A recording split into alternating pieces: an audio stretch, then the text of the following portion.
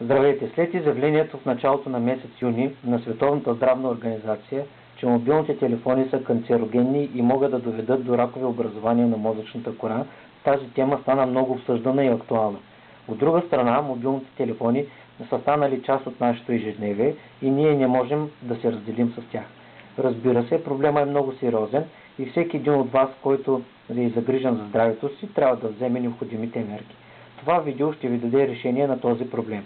Сега ще ви запознаем с един продукт, който успешно може да неутрализира до 96% електромагнитното лъчение, излъчвано от вашия мобилен телефон, докато говорите по него. Този продукт е стикер за неутрализиране на електромагнитна радиация. Стикера е ново откритие в технологията и е разработен по японски патент. Той представлява пластина, изработена от биокерамика. Материалът биокерамика има свойството при определени съединения с благородни метали да излъчва отрицателно заредени иони. Отделянето на тези отрицателно заредени иони създават наситено ионно поле около вашият мобилен телефон, което неутрализира вредното електромагнитно лъчение, излъчвано от него при приемането и предаването на сигнали към клетките на оператора. Сега ще ви демонстрираме как точно се случва това. За целта използваме мобилен телефон, самия стикер за неутрализиране на електромагнитна радиация и скенер за електромагнитна радиация. Отстранявам стикера от полето и приближавам мобилния телефон към скенера. Целта е да защитим максималното голямо магнитно поле, което ще бъде излъчено от мобилния телефон. Включваме скенера и набираме мобилния телефон.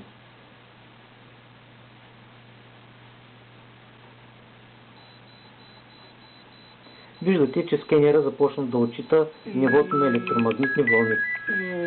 Отваряме линията, все едно водим разговор по телефона и виждаме, че стойностите остават същите. 106,8 милигалста. Изключвам скенера и затварям линията.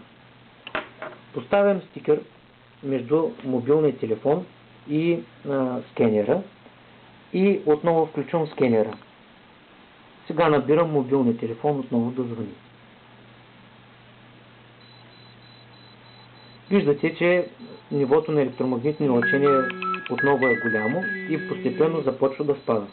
Отварям линията на мобилния телефон, все едно водим разговор по него и виждаме, че нивата станаха много малки или почти равни на 0.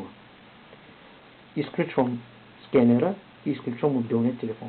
Виждаме, че този стикер работи, неговата работа по никакъв начин не влияе на нормалната работа на мобилния телефон. Решението за това дали да го използвате или не оставам на вас. От мен до чуване и довиждане.